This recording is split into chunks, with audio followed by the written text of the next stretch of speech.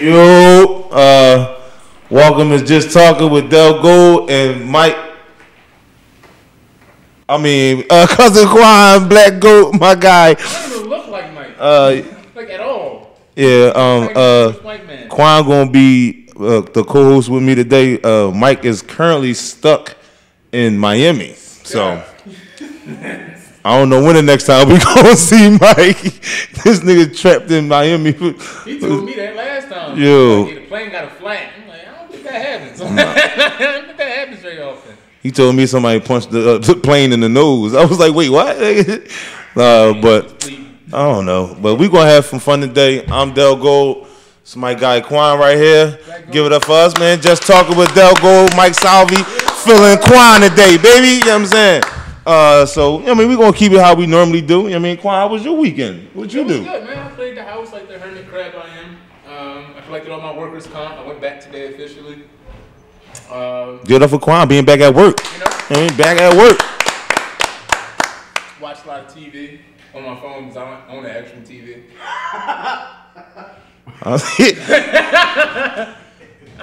a lot of shit in my house. I'm a minimalist. You know what that is? Like, you don't got a lot of shit? I don't need a lot of shit. Oh, yeah. I just kind of need just enough to survive. I don't use microwaves. You don't use microwaves? Fuck you got a hot plate. Yo, I'm sorry, people. Nar is on the show today. He is here. Last week he wasn't here. I don't know what's up with my guy, but give it up for Nar here this week too, baby. Give it up for the hot plate. Hot plate. You know what's crazy about Nar? Like, he got type of fish. You don't know how old he is. You know what I'm saying? Like, he might be over 30, but he just might be a sick young 20-year-old, bro. Here you go. Yo, you came for me, nigga. You came for me. Hey, I was just not. But no, Quan is right though, because we be going to places and you don't be having your ID and we be fucked. We be fucked. Like, yo, too small to be an adult. This nigga, we was in the Northeast. We was in the Northeast. The nigga said, you got your ID? Nar said, no. He looked at me like we gotta go all the way back to the P to get to the fucking ID. No, bro, we just chalk this one tonight. He going there. Smoking the car. Yeah. Yeah. But to answer this question, I don't use microwaves. I don't eat meat. None of that shit. Oh, that's right. You a vegan, right? I'm a Presbyterian. Oh, Presbyterian. Yeah. Whatever the fuck that is. I don't fuck with that shit. The ignorance allowed on this show. Give me a fucking T-bone steak. You know what I'm saying? Yo, yeah, I know. They be having vegan steaks and shit. Like, that shit ain't real.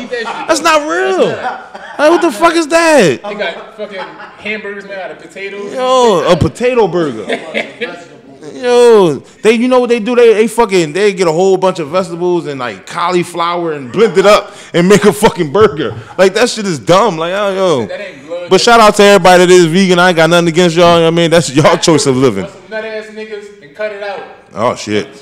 I appreciate everybody. Cancel culture is going on in this motherfucker today. Come for me. You know what I'm saying? Remember, y'all, he's the co-host, a substitute co-host. He's not the real co-host. Sorry, Mike. We had to do something. I'm going to burn the house down while you're away. That's what we going to do. God damn. Fire Marshal Quan and shit. Yo. They don't know about that. What's your audience look like? Man, listen, I don't know. There's just some niggas that be watching. Let me tell you something. Yo, I ain't know. I ain't do nothing all weekend. I had to work yesterday morning on some bullshit.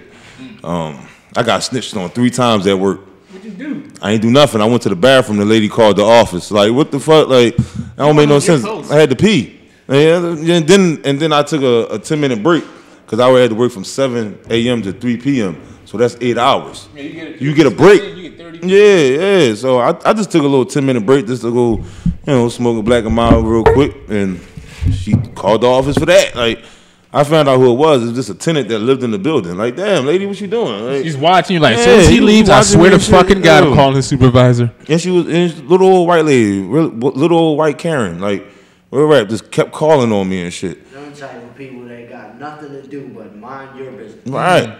I almost got in an accident in the lift. My car broke down. I'm having car troubles. Oh, poor Dell. So I had to get a lift to work, and the dude didn't know what the fuck he was doing. He was on 95, and this nigga tried to merge lanes with an oncoming car. And he asked me, was I all right? What the fuck fuck you mean? Is you all right? This shit crazy. You almost killed the both of us. Just get me to work, man. Please don't be the guy to come and pick me up. That's all I want. Damn. Yeah, that's all. I had a boring weekend. Yeah. Just chilling. Talked to Mike a lot. He in Miami partying and shit. We out here trying to make something of your show. Yeah, man. Give it up for Mike, though. He met Nori out in Miami, though. Who? Nori? He met Nori. Oh, the rapper. Yeah, rapper Nori and shit. He told him about the Nori claps and all that. You know what I mean? Nori liked it and shit. And Word. hope he invite us on his podcast. That'd be great. You know what I mean? A rookie edition or some shit. I don't fucking know, but that'd be great. Something important. I shot a music video over the weekend. What, with Nori? No, by myself. Oh, I'm about to say, I thought Nori's in Miami. Jadakiss almost came. Yeah, because he definitely wasn't in Miami because Styles was there, but he wasn't. Bro, he was already up here for a Thanksgiving show. Oh, shit. And then I just inboxed him like 2 months ago. He responded to that shit. And then I sent him my flyer for like my... What did he say in the response? He said, first he asked me where I was from. And then I replied, and he didn't see that shit. And then when I sent him the flyer for my music video, he was like, if you serious, then let's go. With like 3 O's. I was like... For real, nigga? Did he show up? No, but nigga. What did he lie? Like, nigga lied to you. Let's go. He got busy. Nigga said, let's go. He put all the let's go. He would invite. He was like, let's go. I'll take it. Because mind you, he sent that shit at like 2 something in the morning. So he probably was lit and just was like, just supporting somebody. You know what I'm saying? Like, I needed that for some morale. You know what I'm saying? I didn't think the motherfucker was coming either, but I thought it was that nigga, as soon as he started writing the text, the nigga looked at his man and said, I ain't going. He said, look, I'm going to send it. Nigga, I'm coming. I'm fucking with a nigga. He had me crying and shit. Yo, that man. Was supposed to pick me up for basketball. I'm just sitting there like, oh, he ain't coming. Yeah. That's all right. Goddamn punk ass uncle. I'm going to come get you on the weekend. It's Sunday and shit. Nigga ain't text my mom or nothing. Like, he ain't coming. 6 days later. It's SpongeBob drawing. 6 days later. He got the thou. It's that thou, the French John. Major moves with SIE.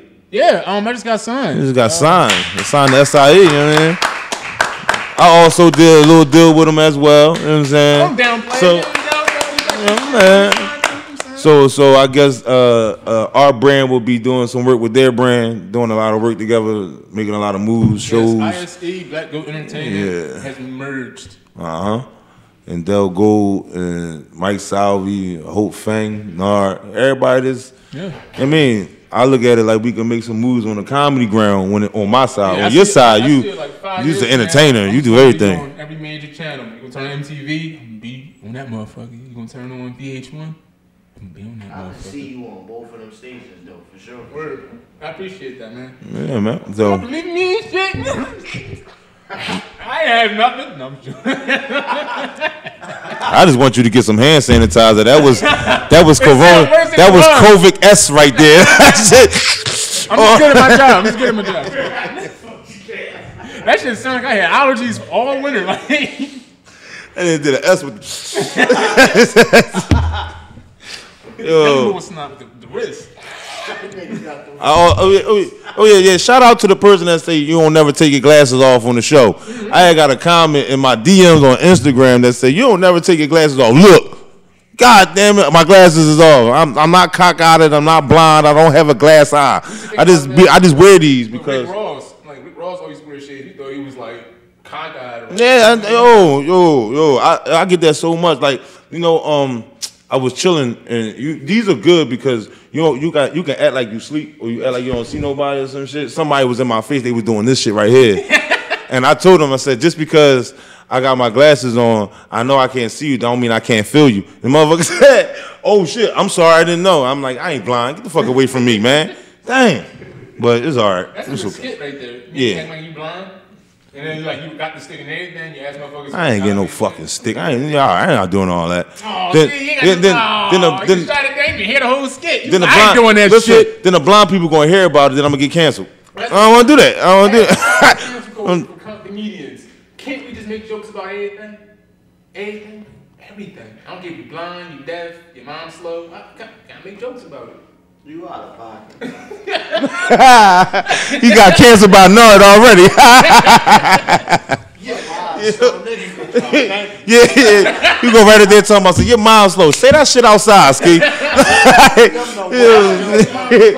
was just some shit like, your mom's so fat, instead of using napkins to wipe her mouth, she used slices of bread. Like, some shit like that. Nigga definitely gonna run with this nigga outside the show.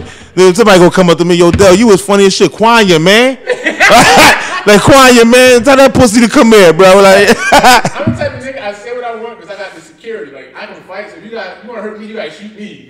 See, you heard what he said, right? You gotta shoot me. He got security. You gotta shoot me. People gonna think I'm that security. Security. I'm security, but I'm not security. This nigga on his own. He said that, not me. What you? We supposed to be funny together? That nigga just described. I'm gonna come out my button up like an old kung fu movie talking my shit. I will whoop your ass if you try me today.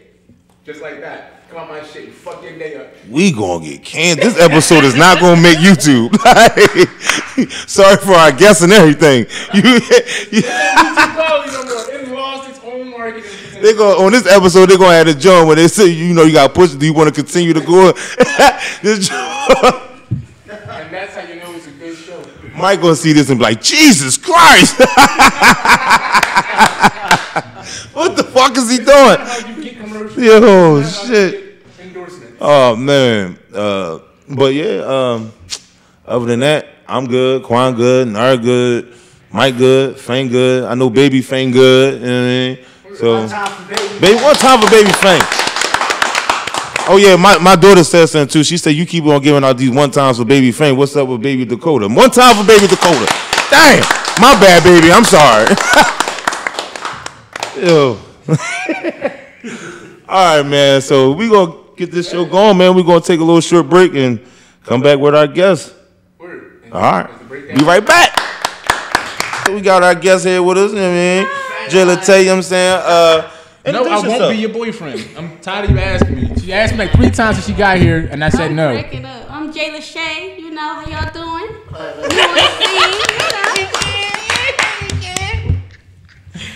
So, what's up, fellas? new comedian to the game. Yes. You know what I'm saying? Very nice. I met Jay at the comedy college. We take a class together and getting our skills sharpened.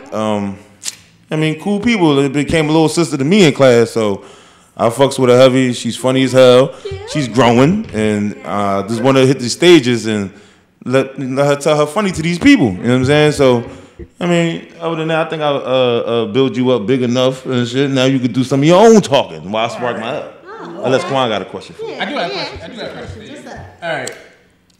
So what kind of drugs do you do? How, you lit or you boring? Like you just pop Molly once, twice a year? Like what you get into? No, I'm high off life. Like I don't do drugs. I'm my own drugs. Like the comedy is a drug. I'm loving this. It's making me happy. It's just natural. You know, I don't have to do drugs. Were you funny in school growing up? Yes, I had to be. I was ugly. What? What was you ugly? You used to be ugly. No, you That's what they playing. used to tell me. No. Oh, they said that. Nobody wanted me, so I had to have a personality come out. That's what they said. Nobody wanted Jay. Oh damn. You ain't had no butt. No. There you go, right there. There you go. No, I ain't had nobody. But they ain't You look like one of my sisters, so I thought you was my sister Sophia. Hey, it's Sophia. What's up? Yeah, I was like, what the fuck you doing here with Dell Gold and Nard? I'm cracking up. What? Oh, I don't smoke. You You said that was a sister. So how long you been doing comedy? Like, when was your first time doing open mic? Oh, is this right in my face? Oh.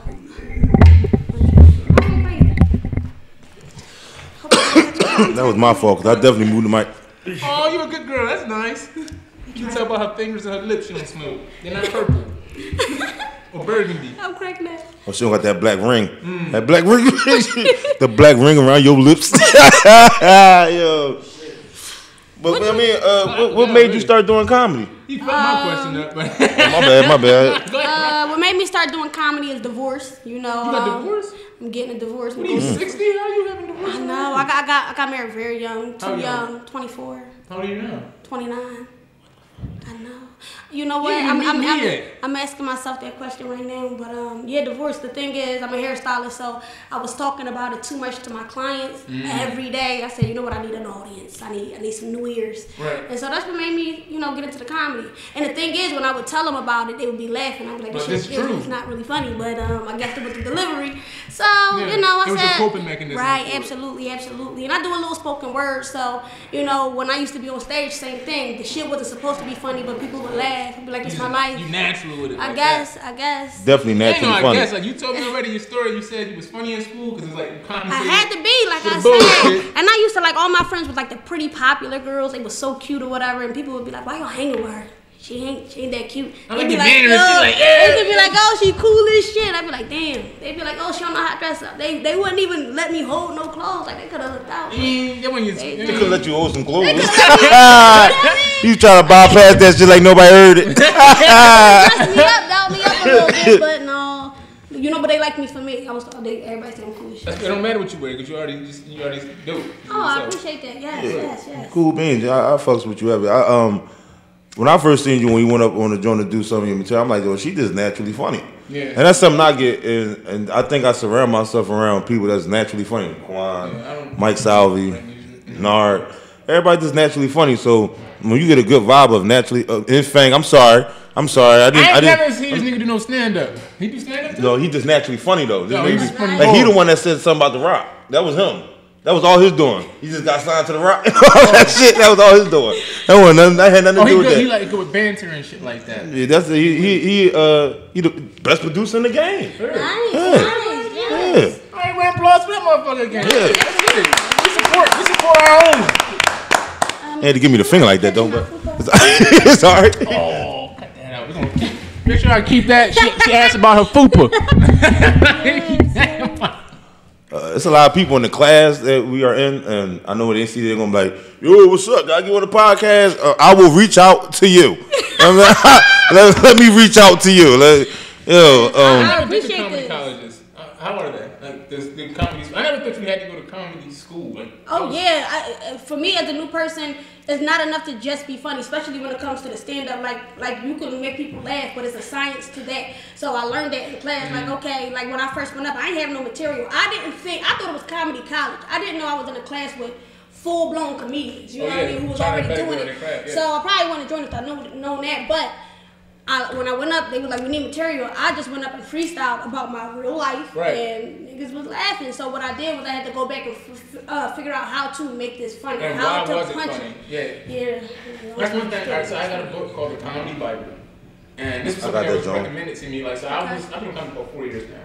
Oh. And my first 2 years, I didn't take it serious at all. I was getting drunk. I don't even write material and just go up there and just, and it'd be fun. Okay. So then people coming up to me like veteran comedians on like, yo, like, what are you doing? Like, I see what you had, but what are you actually doing? Okay. You should get the Comedy Bible, the structure of your shit, whatever.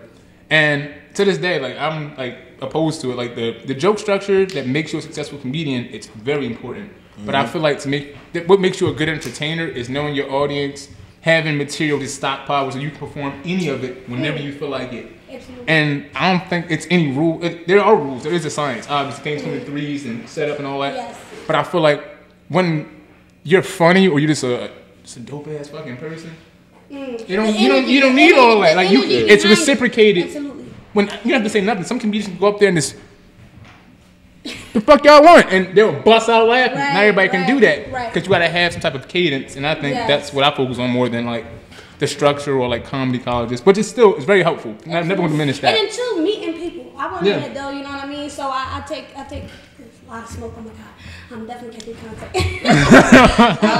Oh yes, oh my god, my kids. I'm like, mom, they don't smell, but yeah, all their fruit snacks.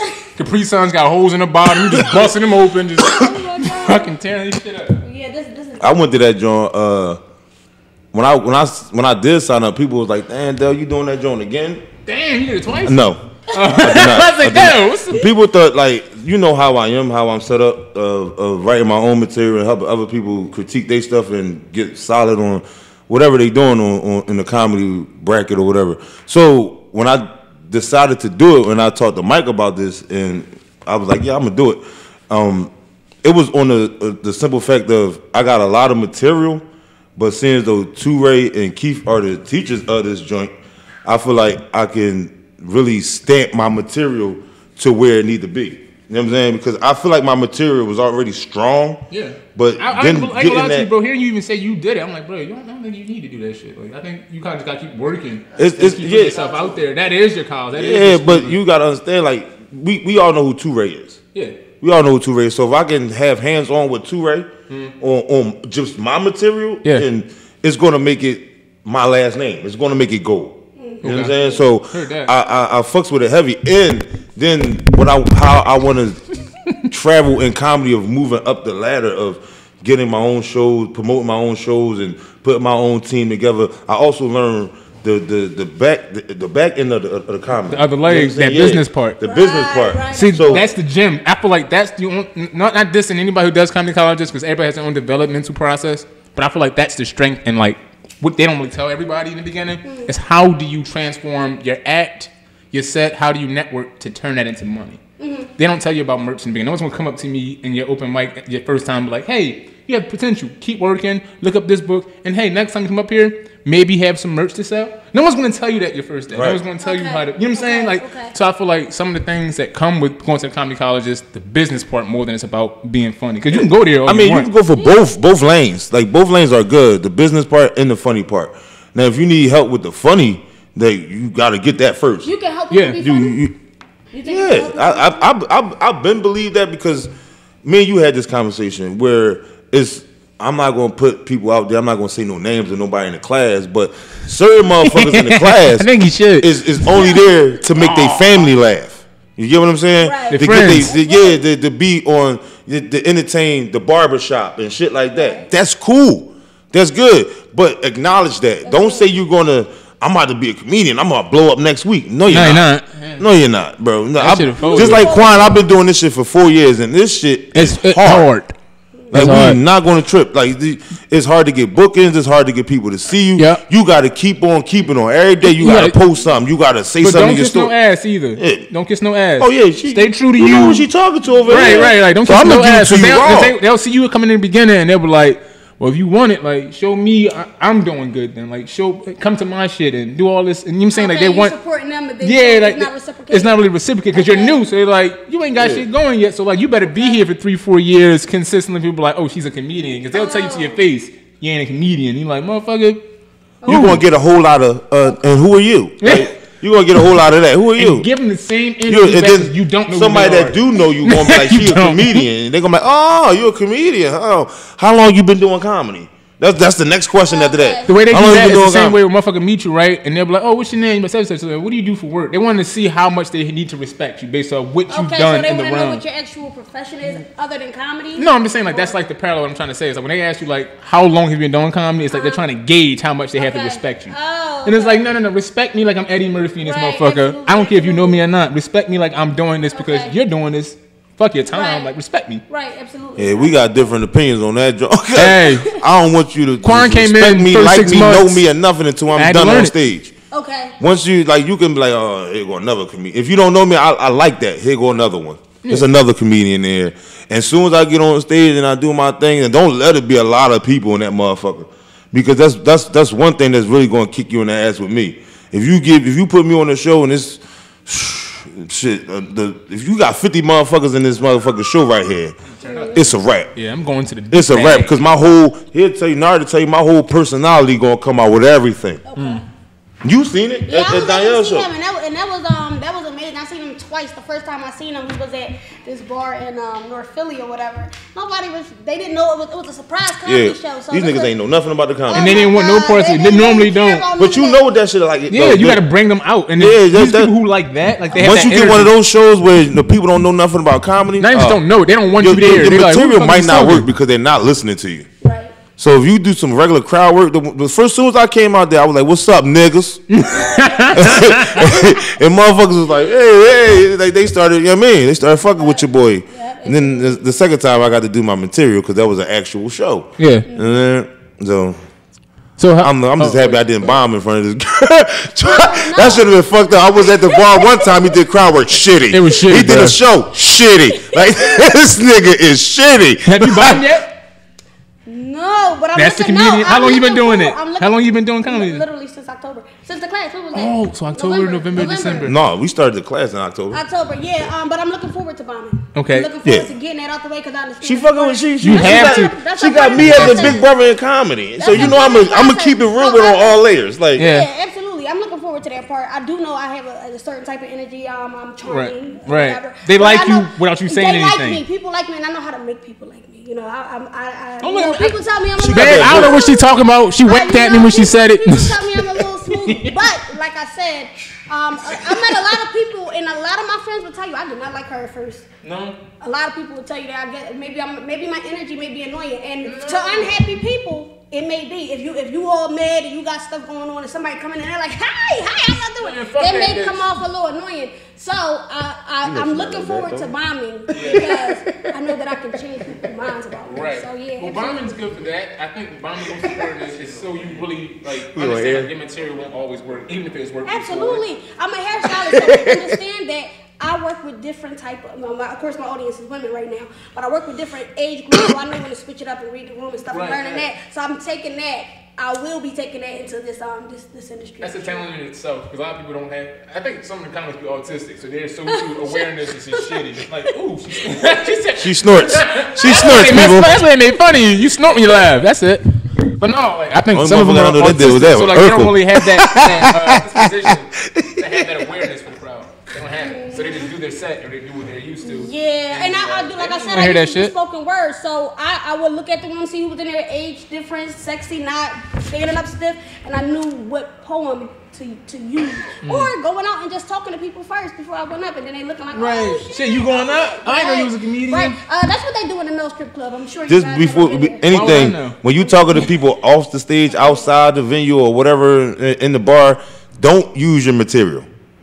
Do not use it, because I know a lot of comedians that will talk to people before the show and you know just use everything that they would use on stage and then go on stage and then the group of motherfuckers you just talking to was just like, okay, nigga, you just said that outside, like, nigga, don't use it. I did a festival, it was a 3-day festival, and I didn't mean to do it, but I was shopping jokes before I went up, so I was trying to see what it would be funny, groups of people. Okay. And it was maybe 100 people, 150 people there. So I didn't talk to 150 people. I talked to 12 people, maybe 20 people max. Right. So in my mind, I'm like, all right, I'm gonna say that, I'm gonna say that, I'm gonna say that. But when I did it, after I got off, they were like, you were trying those jokes on us earlier, and I was like, and you laughed, so I said, when did you do that? Was that your first year of comedy? August. No, that was this year. Yeah, nigga, you should have known not to do that shit. You in the game too long now, nigga. I had material, but I was having so much fun. I was on shrooms too. There you go. Oh, okay. It was my first set ever. Quan do white boy drugs for real. Quan does not do white people drugs. I never did a shroom in my life. That's a white boy drug. Hey, if you take herbs, medicines, if you do anything like that, anything involving spirituality or cleansing, that's inside that same line of medicine. So if you don't do those. Medicine and its practices, everything and anything can be moderate. I'm gonna go ahead and say this next. Hey. I'm not here to be accepted by y'all niggas. This ain't a please understand me. This is what Quan do. Yeah. And y'all niggas smoke Black and Miles, but I don't make fun of y'all for that. That's just extra fucking tobacco. That's just a miniature cigar wrapped This ain't nothing but stress right here. Stress and hard work. And guess what? If you microdosed on shrooms, you would have none of that. You'll come in here and be cool. I think if I do a shroom, I'm fucking around, take all my clothes off and run outside or some shit. Being a wave pool, there ain't no pool. This shit crazy. Hey, the key is somebody can't shame you for what you're comfortable with. Absolutely, I agree with that. Damn sure can make fun of it though. I'm glad you're proud of it. But the shit is funny as hell. Folk don't know how to heal their mental health. That's why. Is the shrooms that help? No, I'm just saying you're just looking outside of the perspective of what's normal and what you accept. They said black and white, right? So their black mindset says, if it's not something I'm used to, it got to be white or foreign. It's or something you don't understand. Yeah, that's true. I'm not saying, hey, Quan does cocaine to make sure. No, it's fucking mushrooms. I'm glad you ain't say cocaine, boy. I would have been like, and that's our show. That's a white person drug. In my opinion, that's a white person drug. Mushrooms is like, nah, bro. Well, I know why you like coming to this podcast now because of the location. I guarantee you the audience is like, I don't get it because we don't live in Philly, but this is whatever. Wow. But those who do live in Philly, we ain't never but on up there in Kensington and Allegheny. You already know what that's about. I run home when I get out this motherfucker. That's the fun part with Dell. He ain't got no own jokes, so he uses other people to make fun of. Yeah, I do. I ain't hold you. It helps my soul. You know what I'm saying? But it's all fun though. Yeah. And I don't joke with people that I'm not. If it ain't somebody like you, Quan, or Mike Salvi, or Nerve, it's different though because I know. I'm in my own world. I'm thinking right now. Alone. I would say to you, like, I'm quite sure you thinking of something. I'm waiting. I'm waiting for the angle so it can slap real quick. I'm waiting for the chink in the armor. I'm just waiting for it. Where we going with this? Whatever we fucking drinking, I'm not shouting it out. I'm not. We ain't going to shout it out because Pastor they don't sponsor Cavassier sponsored by Pharrell and Busta Rhymes. What? I just said we don't sponsor no. We don't represent no. Ain't sponsor this. This nigga did a whole commercial real quick. Take a commercial. He want to set up. He talking about he waiting for the setup. He just set us up. The commercial gonna come on next, y'all. This is gonna be a commercial. Fuck, yo. This is gonna be on like public TV. Have you or a loved one had mesothelioma? Like it's gonna come in just like that. Just like that. Remember, y'all, this is Dell Gold and Mike Salvi show. Quan is just a substitute co-host. You know what I'm saying? Him don't know no better. Him don't know no better. Yeah, that's my man. But to be the goat. Oh shit. So how long you think you gonna take this comedy ride, Jay? Talking to me? Yeah, you know he been in 4 I'm years doing it ago. forever. I'm doing it forever. He just got signed. This has been a the rock. It's been a long time, definitely. No, they're not sponsored. I like you. This is little sister for real. She's learning. She's fucking learning. Anytime you make Fame do that shit right there, what he did, you're in the in crowd. Great. I plan on doing this for the long haul. This has been I've been depressed. I'm not depressed, but I've been really sad this year. Like it makes you funnier. The depression, the sadness, I've been so happy since October and just getting out and doing this shit. I curse on me, guys. You can curse, we smoke. I know, but I just love this. This makes me happy. My clients are like, Juanita, you haven't been talking to us. What's going on? I'm like, I did it on stage last week. The audience, so I'm loving this. I'm so happy. That's what a lot of communities don't shy away from your clients either, because if you make them laugh when it's time, I try my little stuff on them. Yeah, when it's time to sell some tickets and get people in at these shows, those are going to be your major supporters right there. Absolutely. So don't ever lead them. Keep them in the pocket. You know what I'm saying? You do hair and you was making them laugh before you start doing comedy. Keep making those motherfuckers laugh. Okay. Like me and this nigga right here. Like me, this is my guy. This is my cousin. This is my man right here. I love this nigga. Like if I make him laugh, that's something right there. That's something right there. He talking about me. I'm here, y'all. Look, he talking about me. That's my joke enforcer right here, man. I just made that name up too. I was going to tell you that shit a couple of years. You the joke enforcer. Because if that shit ain't funny, that nigga gonna be like this. I like to try my jokes at like cash registers and shit like that. Right, like, you know saying regular random ass people. Yes. That's when you know if it's good. I hate when people ask me to like be funny or like to tell them a joke when they find out I'm a comedian. That's the thing, like because they end up hanging out with people are like, she does comedy now, and they're like, what?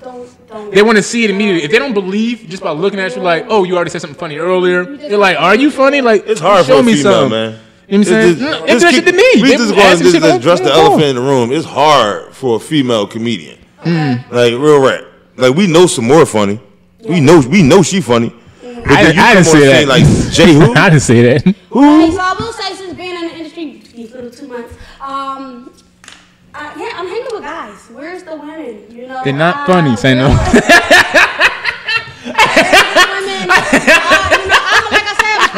Remember, y'all, this show is called Dell Gold and Mike Salvi. I don't know why they invite me on here. Like, I'm not going to say all the shit I think in my mind. Like, I don't know what's wrong with that. Quan has his own corner.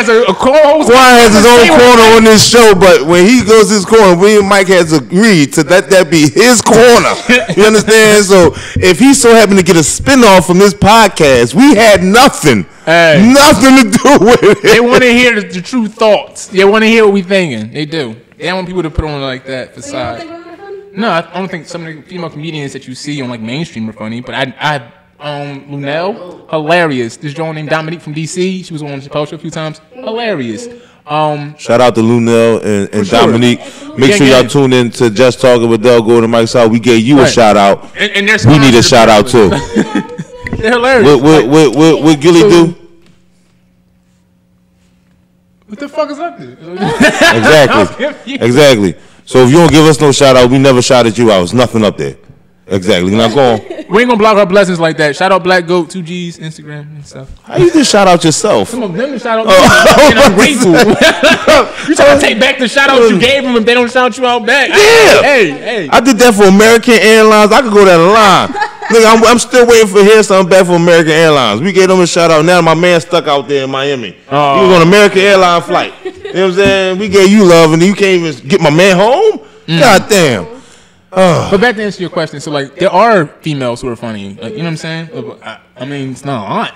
Not saying because they don't deserve that title, but I just haven't seen enough of them or the material. Like obviously, I'm not like researching like how many women have just started comedy today. Okay. So I won't know, but from what I've seen, no, it's not like a strong presence. And then it's not even our fault because your own kind will support you. Your own women. So I noticed I've been doing shows for about 3 years now. Every show I go to, it's either mostly women or women on dates. No, it's always women. Yes. Like 90% of the time, it's all women. Okay. My bad. And they're buying tickets to see males do comedy. How come the women don't buy tickets to go see females do comedy to give them that backbone that says, all right, you are funny as a comedian, your credentials match up, and I'm seeing you in these venues, you're getting these positions. Because the women I do end up seeing, they bomb, and it's like, shit.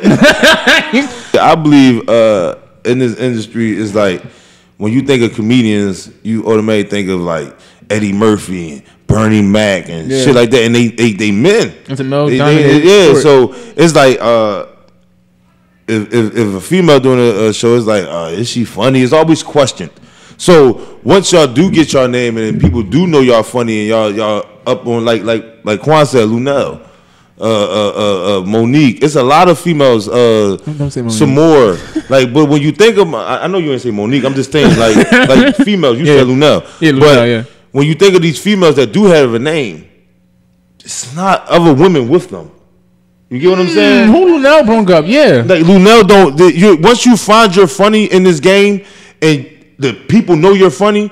And you're a female because it's so hard to get that name. You gotta hold on. You gotta hold on. You ain't trying to share that boat. Do you feel like that somebody gonna come? That's what I'm saying. I hate that philosophy of thought. So it's the thought of that there's if you notice that you can't have enough for yourself and give somebody else opportunity. But you notice that this one thing right here. When you notice when you're a female comedian, you find yourself you did your work on your own. You established. Now Lunel is one. Yeah. Lunel did the work on her own. She established herself on by herself doing that shit, doing stand ups, the open mics, and then getting booked for shows. And now she is where she at. But Lunel fought with Cat Williams. Yeah, he took her on tour a couple times. You know what I'm saying? Yeah. So once you get where you get at, it's not like a female's like, oh shit, Shantae do comedy, let me go get Shantae. Fuck no. You find yourself in the camp with other men. And you're like, I'm the first lady, I'm gonna stay that way. Like fucking what the fuck is the girl name? Tiffany Haddish. Yeah. She's with Kevin Hart. Yeah. What other females with Kevin Hart? Right. Exactly. It's always that one. It's always that one because you don't want to share because it's so hard to get your name out there in the public's eye because there's so many men. It's like an insecurity. That's what I'm saying. It's a trickle down theory. That you not, if you're confident enough in your comedy, because I know me, like I said, I'm a hairstylist. I'm a woman's woman. I love women. Those are my. He is funny. Those your supporters. Those are my supporters. That's who I talk to. That's who I speak to. I would love if I know me, like especially coming in here this soon, and I'm like. Where's the woman? Like, how you doing? What's your name? Who are you? It's just all men. I didn't expect that. I didn't expect that. I expected women to be like, hey girl, come on over. And I'm not getting that. So it was a little disappointing. Wow. But I know that if I get up there, like even just me. Because you're probably good too. That's another thing. I'm gonna tell you why she good, Quan. I'm gonna tell you why she good, Quan, because you know me. You know me. Yeah. If she wasn't good, you think she'd be sitting on this chair right now? Right. I'm gonna keep it being with you. I'm keeping it one. But that's a compliment. Shout out to Mona Lisa too. I'm sorry yes. because Mona Lisa is like a little sister to me in comedy too. So I don't want her to see Jay sitting here like, oh, this pussy think he's saying all this shit and I'll be driving home from. Shout out to Mona Lisa. I gotta get you up here. I texted you and called you a couple of times. You didn't answer. It's not my fault. But yeah, that was a little ad break right there. So we could go. Yo, I've been having fun in this class. I'm meeting some cool people, some good people, and I like meeting people that's willing to work and put the time in for this game because a lot of people and they think you're gonna get famous overnight. That ain't the case here with definitely with stand-up comedy. It's so many people in the world that do comedy. good luck with that. If you think you're gonna get famous overnight, that's all I'm saying. I tip my hat to Quan a lot because he do comedy, music, poetry. This nigga do everything. Yeah. He's a complete entertainer. Give it up for Quan, man. Give it up for Quan. Man. Thank you, Quan. No, don't worry about it. Once me and Quan got our relationship established as homies and friends, and we knew what it was going to be. He knew who I am. I know who he is. Like I know what type time Quan be. I'll give that to him. So I always appreciate his work. Well, I put it together, and I had a couple other comedians. You'll see those comedians later on in your career. You'll be like, damn, I know who that is. None of them showed the fuck up. One person who did was him, and it was just a show I just put together for myself. I just started on comedy. You guys having an expectation of people showing up for you? Was that an if I asked you to come and you said yeah, and I put a fucking flyer up, yes, you're supposed to come. Naeem and Drew and Marley Cobain. I ain't scared of them niggas. I see what I said. Y'all supposed to come, but y'all didn't. I ain't never think you was gonna put the names out there though. I ain't like y'all. I don't. What am I saying? Y'all know what I'm saying? Am I lying? Like, what you? So you saw me in person, and be like, why you say that? Like, did it happen? did it happen? Was it? But it's all right. And then I still went to Marley Cobain's show later on to do him justice.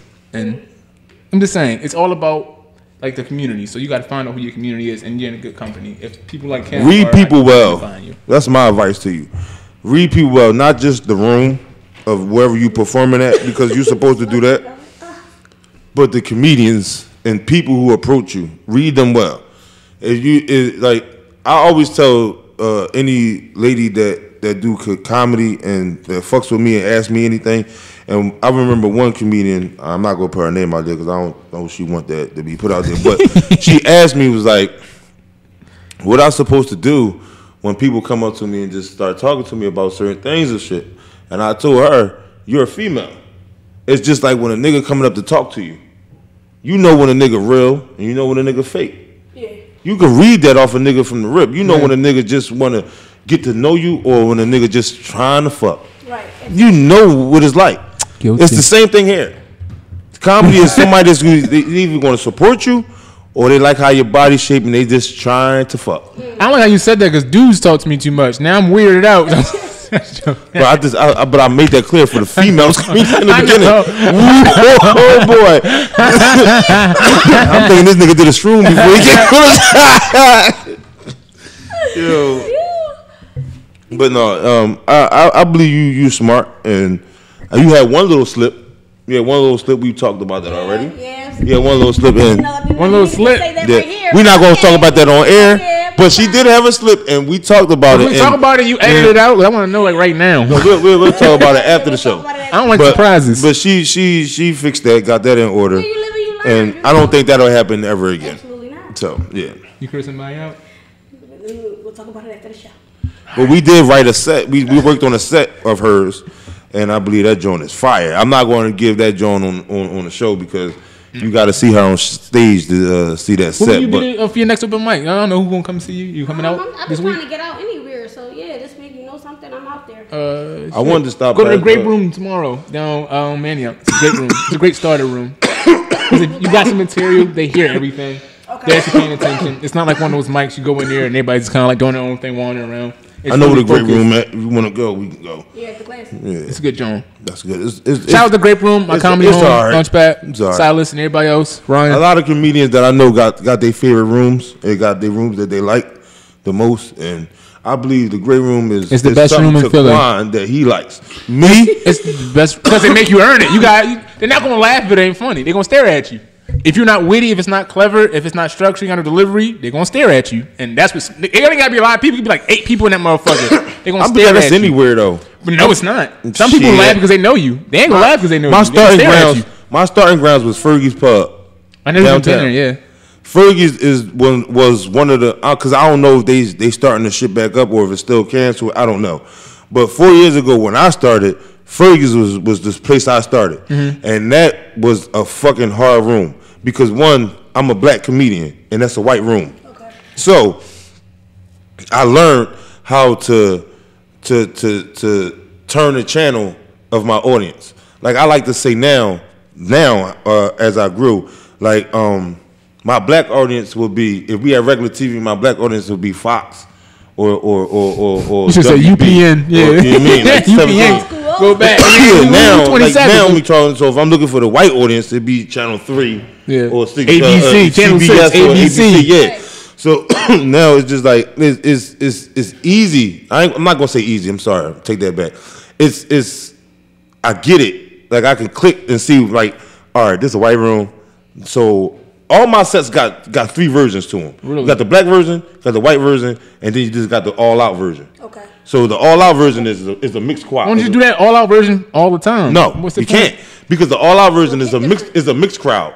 You got the black people, white people. You probably got some Chinese people or some Puerto Rican Shout people. out our agents. We love y'all. Black people love y'all. I don't know what the fuck going it's on. a mixture. So it's a mixture. So if I say the all out version, which will be shit just off the top, shit going all in. Right. The white version is, I mean, like I always do it. The electrocution story.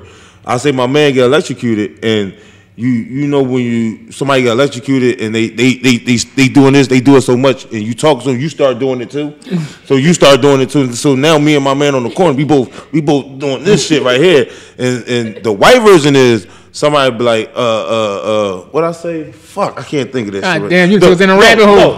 No, I always do it this way. The black version is it's the old man on the corner and be like, man, y'all ain't doing nothing but the breaking too. And then he started doing it. He'll look at me and be like, man, fuck out of here, young boy. I'm the real turbo.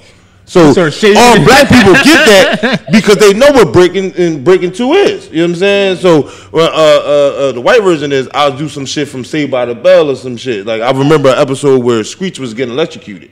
So I'll do Screech and the white people get it from the rip. Right, you reference it differently to get the audience in. So you always take it, and it's not racist. It's just pandering to them, to the audience. You know what I'm saying? They gotta understand it. They gotta get it. So. Like I'll say some shit like we were stuttering so hard these motherfuckers thought we was the Backstreet Boys or some shit like that, or NSYNC.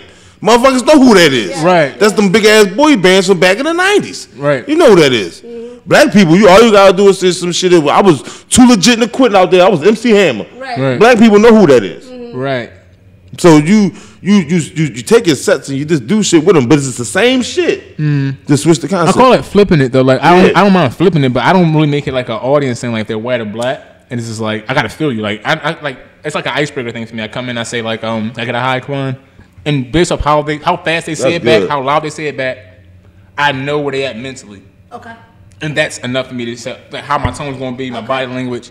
Okay. And that's kind of like my projection more than I'm like how many white people, how many black people. To me, I don't think it matters personally. Okay. If it's funny, they gonna laugh. People might laugh harder because they're like, that hits me at home because I watch that at home. Okay. Well, I've seen that before growing up. That's always gonna be there, hit and miss. But as long as I can understand the energy of the room and the audience comfortability, because some motherfuckers like if you say something like the N word, like if you say nigga in a certain audience, like that sometimes makes them bite back like.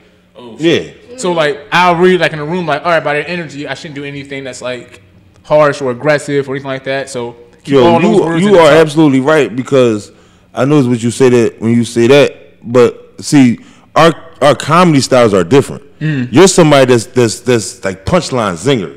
You feel that way? I feel that way because with the Jones, what you talk about when you talk about Big Jones.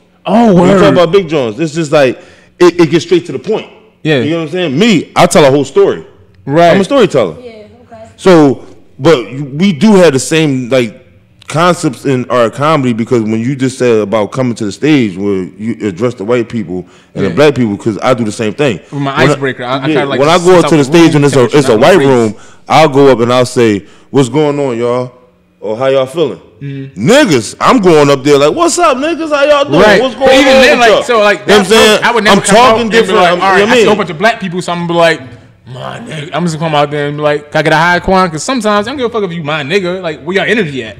Because sometimes their energy is more than if they're white or black. And in my sets too, like like when I say like this nigga know, when I be like, this nigga, I'll say that when a black room, but when a white room, I'll be like, this motherfucker. Yeah, I don't say nigga. When it's too many white people, I do notice that like, myself. Like, I know they don't want to hear that shit. White people get uncomfortable. They feel something like, oh, I can't say that. They don't want to laugh, right? Yeah, they ain't feeling that. But I'll be like, this motherfucker. You know what I mean? White people will be trying to say motherfucker. Yeah. Yeah. This motherfucker right here, but they can't. This motherfucker, they can't say it. Like, They enunciate too much. It's like you got mumble. The only motherfucker that I know that can say motherfucker like motherfucker is Mike Salvi, and I think that's because he was chilling with me. It's like hearing a white person say John. They just don't have the Mike Salvi gonna talk about we was buying backwoods in the poppy store one time, and the boy was taking too long. And this nigga Mike Salvi talking about some this motherfucker taking too long. I was like, oh shit, is you black? That motherfucker sounds too much like I'm standing next to Nard or some shit. Like this shit crazy, but that's how shit go. So speaking of Mike, in my phone, I got him saved as Mike Saliva because that's what it said when I put in Mike Salvi. Yeah. Heavy ball. I don't know what's wrong with y'all sexuality. I need to figure it out. Look. Hey, no, I'm gonna talk about that. Salvi. Salvi. Funny. I was like Mike Spit, so it was funny to me. Pause. Check it out. I can't wait till Mike see this part. Don't put it on my doorstep. Like it's just words. I hate going to the barbershop and like every 20 seconds they talking about sports and all that. The bull said there's no bullshit. He said LeBron got an easy chip in the bubble. Pause. I'm like, how is that Paul in the bubble? You can't say bubbles. Like, are you that hard as a nigga? Like you can't say bubble without saying bubble. How is that even pause? If it's a bubble, I'm thinking about a fat ass and a chick. Wait, time out. I'm trying to replay what you just said in my head. Listen, hold on, bro. But the way it sounds, it's just like, nigga, you gotta pause that. What's wrong with y'all? For somebody finger my wrong way, but it just sounds like you supposed to say pause to that. It got an easy ring in the bubble. Pause. I'm like, how is that pause? Listen. Hey, don't make my your insecurities my problem. Like, don't. He said Mike Saliva. That was a pause, heavy right there. Y'all thinking crazy. I'm thinking funny. That's the problem. Exactly. Hey, listen. Go to the deacon and tell him what you thought about last night. Don't make it my problem. Don't make it my problem. Yo, this shit is fucking. Where'd Nard go? He just snuck off like the thief he is. Goddamn. Nigga stole something. When niggas disappear like that, then they got shit in their pocket. Like I just I'm talking about my right hand. I'm gonna tell you when he come back. I'm like, you stole something? Yo, this shit. You want to steal something that nigga's already yours. That nigga got up and just put shit in his pocket. No, this comedy wave is a good joint though. Like it's just it can be stressful. It can be stressful, and you can become to the point where you be like, man, I don't want to do this shit no more. Like listen. Shout out to my man Danielle Chappelle for this. It was a point in my comedy where I was like, you know what? I'm done. I'm not doing this shit no more. I'm not going on stage no more because I was so mentally stressed and going through something at that time where I felt like if I was to go on stage, I was going to bomb. And I wasn't going to deliver how I was supposed to deliver to these people. And there's one thing about the people. A fear of failure. No, not even that. It's that too, but the people ain't do nothing. They bought tickets. You there to make them laugh. Yeah, right. And so if you going on stage and you letting your personal problems and demons or whatever. This is still business. This is still entertainment. You still got to go out there and entertain these people. And I was at the point where I was like, I quit. I'm not doing this shit no more. I quit. Word. Like, not saying I'm not taking a break, nigga. I quit. Heard that. And this nigga said, yeah, whatever. No, you not. Right. Like, and that's exactly how this nigga said it to me. He said, bro, you already too deep in the game. Mm-hmm. You already got too much going for yourself. And a lot of people already look up to you in this joint. You already helped a lot of people write they set, help them critique they set already, and then went out on stage and they work for them, so they look at you different now. So I'm like, bro, you right, and I felt him, and that was one, and then it was this dude right here. I told this motherfucker, I said, I quit, bro. I'm not doing this shit no more. And he looked at me, and Danielle shit, it hit me hard. But when this nigga looked at me, he said, you quit? Fuck. What's wrong with you? He got like Soulja Boy quit. It's how we talk to each other. The nigga said you quit. Like the way he said you quit. Like his face was balled the fuck up. Like what? Like I'm like, man, you don't even gotta say no more, bro. I get it. You right. So like. That's like you cared about it though. The fact that they got to you that much that you wanted to quit. You get established in this joint. You find you're funny and you making motherfuckers laugh out here, and then you going through something. And that's exactly why I said on Thick Nubian Goddess show when we did her podcast. Shout out to Thick Nubian Goddess and her team too. ISC, that's us. The Rock. I told her like, well, talk to people.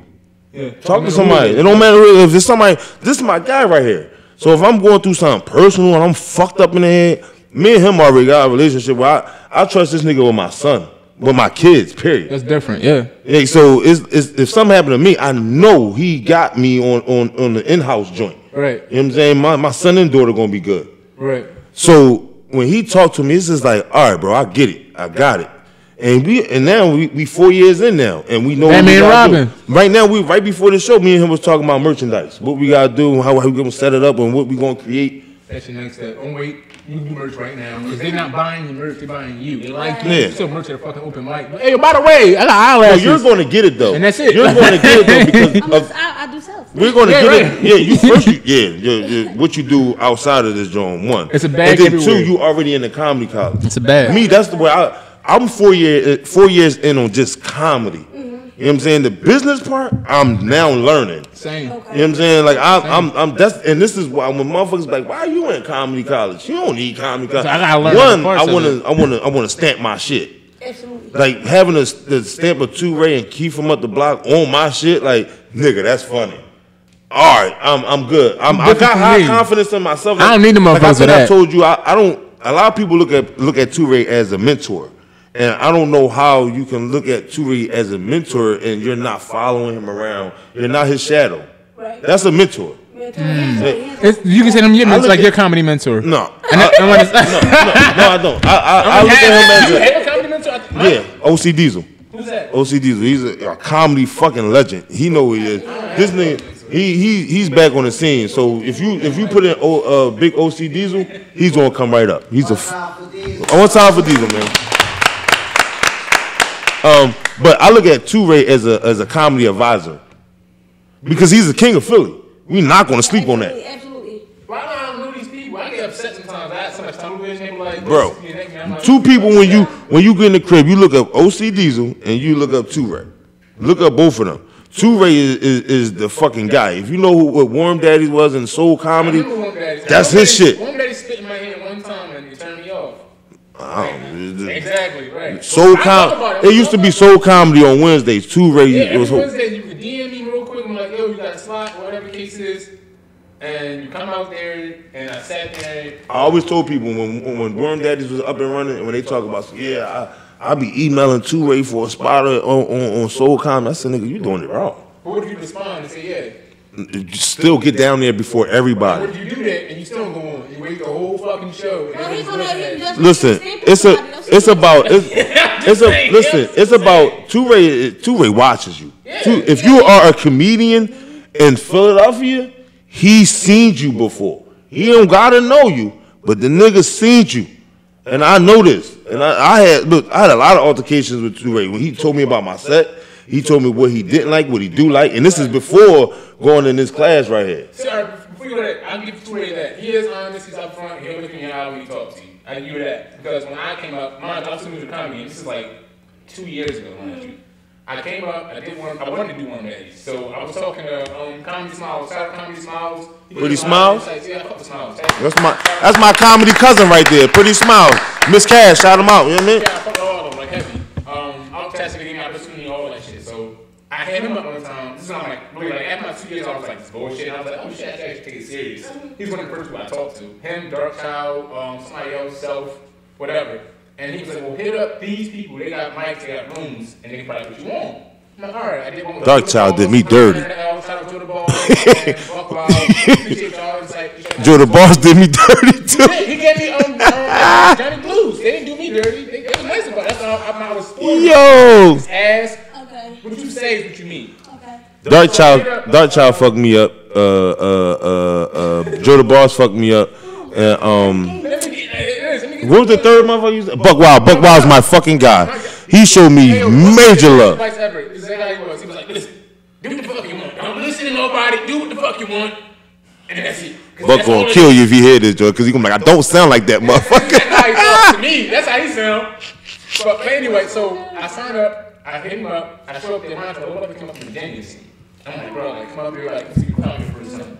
We get to the room. I see him go to my chick's hand. I'm like, yeah, I signed up. I'm flying out there. He was like, all right, bet. He went and sat down. So I didn't really know who Sam was back then. Sam Simonville. I saw Sam here. I saw. Shout out Sam Simonville. I saw the young boy name. He talked with his tongue. I don't know his name, but I don't know his name. I was like, bro, what's up with his tongue? With his tongue. How do you talk with your tongue? It was like that. Oh, Yeah, it's like You got a sis. You got a sis. lisp. It was crazy. So I'm sitting here like 2.5 hours. Dick Gregory's nephew was there. He did a 4-hour set in cursing. It was a nut. It was Yeah. Clean comedy is the best comedy. I feel like that. So I'm watching it, and then every now and again, Toure go up, and he put up for like 5-10 minutes. And I'm sitting there, so I'm looking at him like, when I'm going up, so he comes down. I shake his hand again, like, yo, this is crazy. Like, so when I'm going up, he's like, gotcha. And he walks away. Who said that? Toure. He's like, gotcha. Walks away.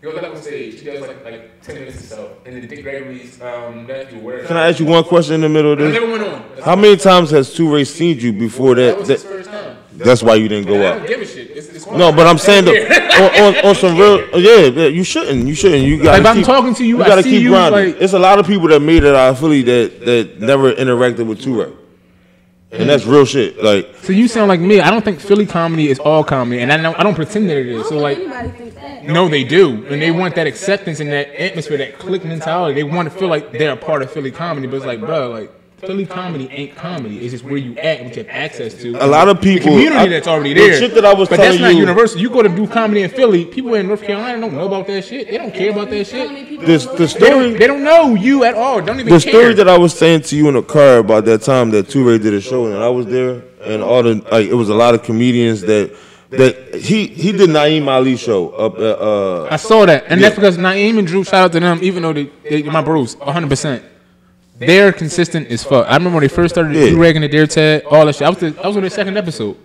what's the name? They worked their asses off, and that's why they got the position But they got. it was his show, and he had Toure as the headline. Toure was there, Ryan Foster, Ryan, shout out Ryan. Chanel Renee, all of them was the card, and I was there. I was just there to support. Right. I didn't want no spots and slot. shit like that. Of course they had 2 guest spots, whatever. But at the end of the show was good. But you know how all the comedians go outside and we get the vibe and smoking and talking and all that shit. So we chilling, and it's like all these new comedians. It was there, and they feel like I'm standing next to Toure. I'm standing right next to Toure. We talking, we vibing, and it's like a nigga telling a joke, and like I'm a nigga telling a joke. You That's how it always is, though. We all trying to. Motherfuckers like, the whole they time. looking right at Toure though, whole like, time. like what you think of this one? But I Was hate this one that. funny? I hate that. Like, and out of nowhere, I said, man, these niggas is different.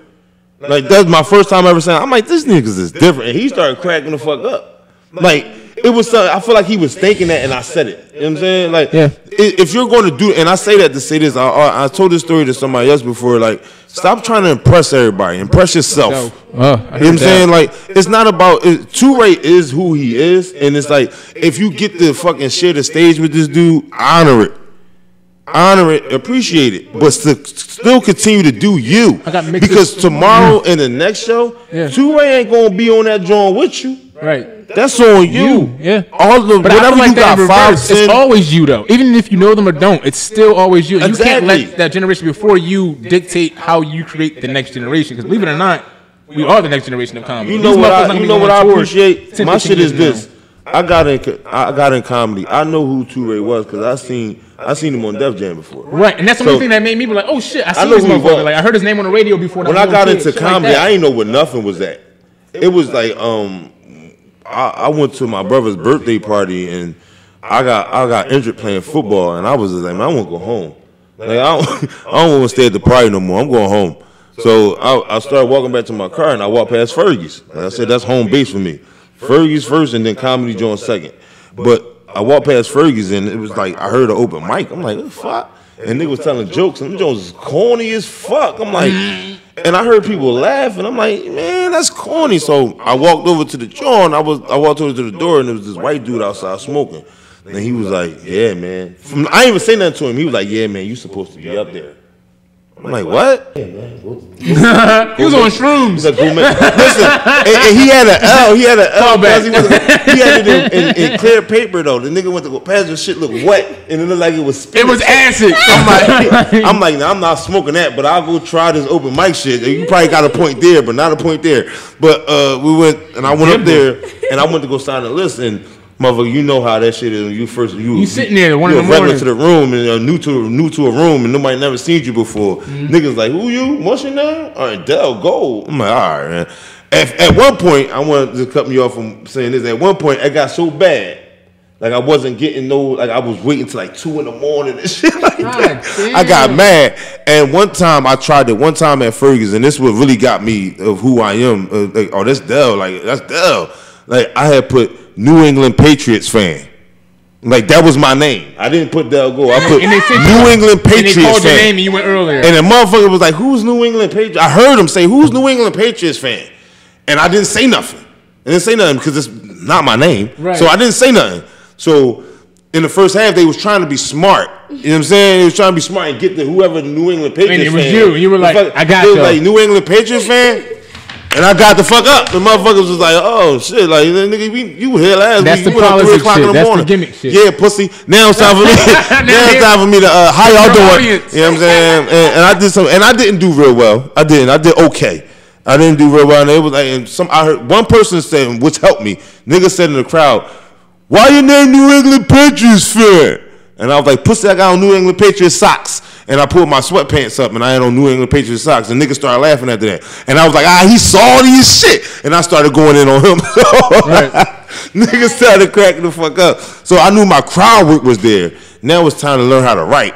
And I was like, all right, we got something here. And that's the biggest person time. So Fergus is always number one. Shout out Kat Mosley because she was the one who said, yeah, he funny as shit. So, writing's important. It's a Toyo. It's important. When I first started on comedy, I call it the comedian curse. You on your way if you keep doing what you're doing because you ain't bombed yet. You're 3 months in.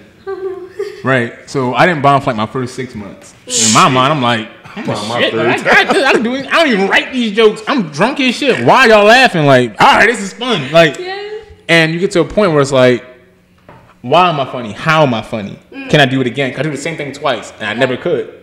I didn't remember what the fuck I even did the night before, the week before. I don't remember the last time I even did it, but I did it. I don't remember none of that shit. So I just learned that shit. Basically freestyle. I used to. Like you know.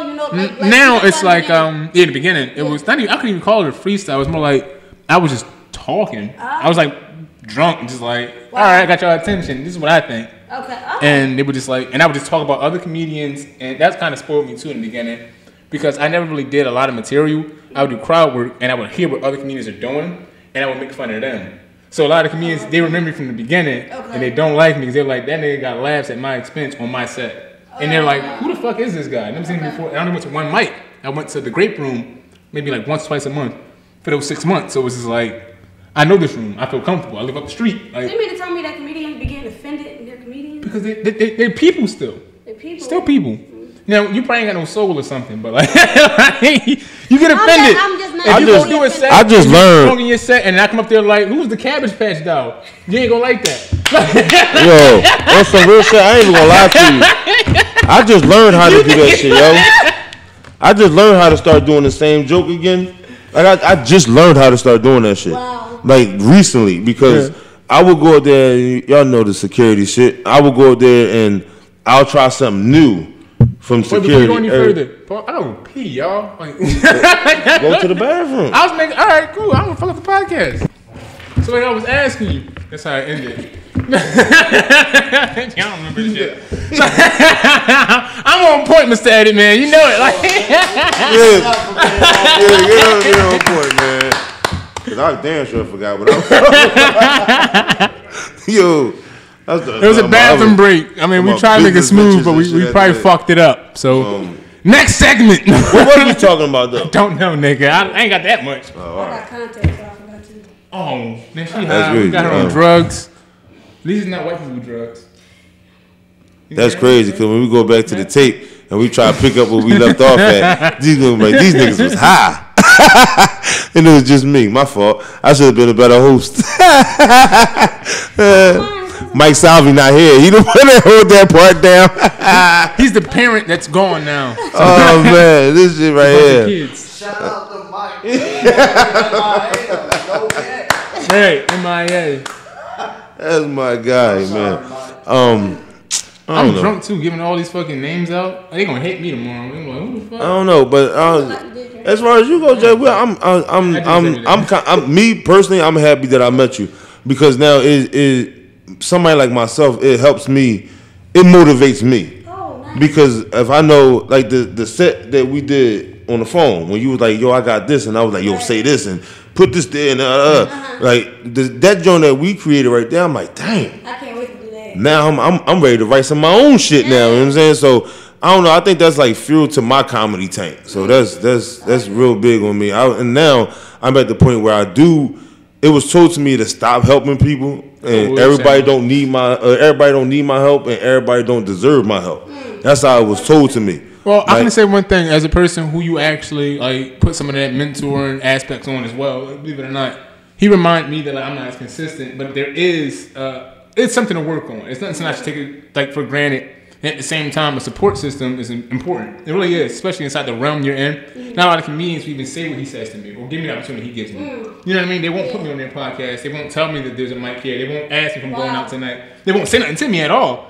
And they'll see me in person like, hey, Quan, shake my hand. But they don't talk to me like that. He talks to me on both levels of on that level and on a personal level all at the same time. I like that. Which shows his genuine mindset. You know what I'm saying? A lot of people don't have the time. And that's what I've been hearing in the industry. I mean, like I said, I just got here, but I've been hearing a lot of great things about you, that you're trustworthy, that your discernment is crazy for those who don't know what it is. You know, he can tell, you know, who is who from the rip based off of the energy. He ain't trying to take nothing from you either. Like, I really appreciate that. I say you like your brother. Give it up for Dell.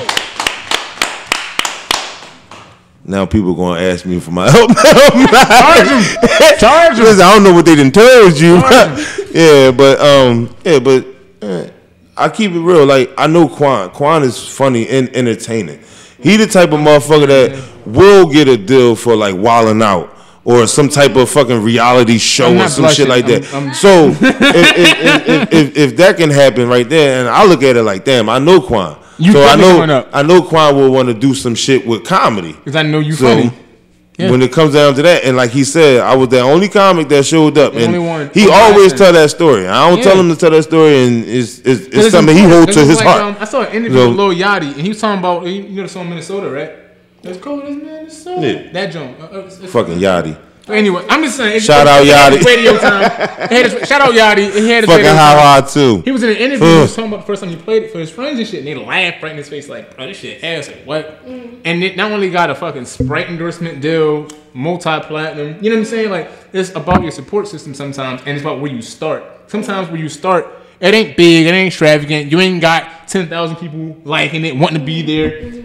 It's just a few select people who actually understand the vision and care enough about it to support it. Absolutely. And those people in the beginning are the same people you want later on when it actually is $1 million deal. And like tied to that's it. the beautiful thing. Unfortunately, you know what I mean? a lot of that does not happen where those same people started on the ground with you. They do not get to see the success that happened to me in plenty of times. I mean, I've been on TV, I've been in movies. Y'all didn't know that. She said, I've been in here. But no, you get your autograph. Same friends, when we would premiere, when the premiere would come, they wouldn't show up on time. They'd come late. You'd be like, man, now that I am where I am now, I would love for those same people to see me. Unfortunately, it's going to be on stage. The analogy I give is, I know who's going to be on the yacht after my Netflix special. I know who is. I know who's coming from my taco party. I feel the same way. I say the same shit. And it's not like a one-time thing that you do. Like I got a couple friends, like my friend Rel. Shout out Money Rel to Rel Randolph, my man's. He drove me out to a show that I had in Jersey. I don't drive. I don't. So it was far as shit, mind you. It was like an hour and a half deep in Jersey at the Juice Box. Shout out the Juice Box. And he like, bro, I'll take you out there. I'm like, for real? And we out there. We drive all the fuck out there. I don't even get paid for the show. We just drive out there so I can just do it. And in my mind, it's like, damn, like, I got people I knew 10 plus years. I don't know motherfuckers who off today. I could have paid to actually do this, but like none of them would make themselves available to make this happen. So already I'm like emotional about it. Like, damn, like you care about what I care about that much? Cool. Because it ain't worth nothing. You ain't getting nothing from me. No gas money, no nothing. We just smoked a couple blunts. I think I done told you multiple times already. If you want to go to an open mic, hit me up and we out. I'll always ride out with you, especially if I'm not doing nothing. I talk myself out of it. I always do, but you have to say something. At this point, I don't give a fuck about an open mic. Like I care, but it's select open mics that I and the comedy joint is my main joint. You know what my thing is really when I do open mics? If I get I don't get comedy circuit like in Philly comedy circuit. I don't get booked by Philly. There's no strong Philly. Are you like from Philly? Born and raised. I'm North Philly as fuck. And because Philly already got their base of who they want. Yeah, whatever. Exactly. So Philly don't book me. So it's like people who live in Philly or do things in Philly who individually book me outside of that circuit. So like that's why I got the festival shit outside of Philly and shit like that. So whenever I get opportunities like that, that's when I go to open mics to like make sure I'm cool, not to rust off my back. You know what I'm saying? I don't never doubt if I'm a bomb or not. I just wonder how often I'm gonna get another chance to do it again. See, that's where the creation come in at with yourself. Like, no, I mean, I'm quite sure Mike Salvi won't have no problem with this. Me and Mike Salvi always talk, in creation of building our own room. So when you build your own room, now you have a spot in Philly. It's yours. You know what I'm saying? It's yours. So you put comedy on something, they will come. You know what I'm saying? The people will come because you got good drinks, good food, and you can make them laugh. It's something to do. It's a date night. It's an event. So my thing is, and I'm gonna say it because somebody probably already know or plan on stealing it anyway. I don't give a shit. Already stole it. Yeah. They're doing it. My whole thing is to make a room where it's a mixture of soul comedy, which was 2 Rays, and food, and another open mic, which is the comedy joint, which is Keep 'Em Up the Blocks. If you put both of those concepts together, you gonna have a pop in that show every time. So you mean like an open mic and showcase together? Yeah, but my shit will just be a showcase. But it will be an open mic. But I will not call it an open mic. Okay. It is a showcase. Okay. So The mindset of if you gonna come to my room, you gotta have your shit together. You gotta have your point. Because one thing I'm gonna do for you is I'm gonna promote. I'm gonna sell. I'm gonna go on the streets, which a lot of comedians don't do no more. And I get that portion of strategy from Ken Jones. Shout out Ken Jones. You go on the street and do comedy too? No. I mean going out and you promoting yourself, selling yourself, telling somebody about this room. Like, so it's either, you either going, and I know myself, I know Mike Salvi, I know somebody like you, that if you go out and we start talking to somebody, we really going to get your attention. You really going to stop for a second and be like, da-da-da-da, and then it got so decent of a conversation, and you probably laughed about 2 or 3 times already. You kind of want to see what's going to happen on my You're going to ask me a question now. And that question, I got to answer. I got to, And the fire back, which comes from our style of being a comedian, is crowd work. So now we got 2 or 3 people talking to us, and as we talking to these 2 people and we trying to sell ourselves, we also, hey, yo, listen, you trying to hear about this comedy show? You done pull somebody else. But these 2 motherfuckers that we... I used to do stuff like that, but I ain't... It's easy to do. I used to be talking it's easy to do, and now it's like, it's no more, it's rooms already that's established. The comedy joint, or it leaves. It's still going? Yeah. It's a lot of joints that's still up and going and strong. So you get somebody else something else, it's like, oh, let's find out what this wave about. So, and that's where you go. But the only thing about that shit is, now you got to find the venue. And you can find the venue. Easier than you think, you can find the venue. It may be too small. With a bullshit price. Go to any bar in Philly and be like, or it could be a big venue, nice size venue. And but it's all busted the fuck up. I just did a music video at Charlie B's on Shelton Ave. I ain't pay him shit. I just asked, like, can I do a music video here? And they're like, yeah, just make sure you add us and stuff. I'm like, all right. Close my on your fat. So like the part I'm in, this is the part like that makes me like arrogant. My whole thing is this. Also, I know who I am. I don't want nobody room that already had a room like there. You can't start it yourself. Don't ever feel like I want it to be my shit. Do yourself because it's not the case. Build a relationship with any one of these places that have speakers and an actual fucking building. Believe it or not, you can get to a point where you can start to establish your own thing. It ain't gonna happen overnight. People not gonna sign up for your shit overnight. But all right, since you doing it, I'm gonna go and be there and support it. It's not gonna happen the first day. But if you can find a place to try to structure yourself, go ahead. That's what I want to do. Don't think you gotta be 5 years in to do it. Do it because you want to do it, and your reality will project itself, and that's it. I tell people like this: you gotta build your team, though. Like when I think of myself, I think of, I'm shit. I'm the shit. I think I'm the shit. I believe I'm the shit. I know I'm the shit. You should. I know for a fact, and I give myself the 3-year gap. Like I want my own little special. If somebody can really see me and want to put their money into me and build a special, we gonna make money off this special. And then it becomes I put together my own show. I put together my own show. I know exactly who the fuck I want on this show. Right. Like it's no. Let me think. No. And shout out ISC on that because that was one of the things that kind of like drew me closer to them because I already told them my vision with my comedy. I'm trying to put together an hour special. That's what all this shit is right now for me. I want an hour special of my own. Like to where so I choose one spot I want to do it. I'm gonna do all the material I've been working on the past fucking 8 months for an hour special, and then I'm gonna put that bitch out on all platforms to be streamed, listened to, and that's what I'm working on. And then shout out ISC, and they have all the shit I need. With all they need and all they do. Yes, because the conversation we had is, if you let Dell be Dell, then we gonna go somewhere together. Because I don't just go on stage and tell my jokes. I can write, I can help, and I can help other motherfuckers build. So if you gonna give me that platform and that stage of that comedy ground, then I'm your guy. Because and this, you know, Quan, the people who run SIE is entertainment. Like when you come to and be like, all right, I want to do a comedy show. Like you don't know the ingredients you need for this comedy show. I'm not taking nothing away from them, but if you bring somebody on board that knows the comedy ground and willing to do the work for the comedy ground, all you got to do is find a venue and make sure all the lights, camera, and all that shit is ready to go. Let me ask you a question then, though, because this happened to me a couple of times when I got booked for certain things. This is what I mean by book. They'll come to you and be like, have you ever done a couple shows? I'm like, yeah. And they'll be like, all right, well, this, that, and the third person has this many tickets. Here, you sell those tickets, that's your pay, and to bring the people. That's how they try to like book you. So they try to put like that actual labor and groundwork tied into your talent. When in my mind, my talent is my groundwork. Okay. Like to sell tickets, give me the Eventbrite link for me to put up.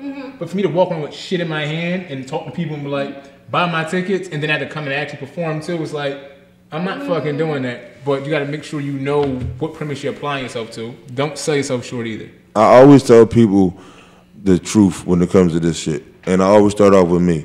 My first year in comedy, I was selling tickets. I sold tickets, and the third time I sold tickets, I got burnt.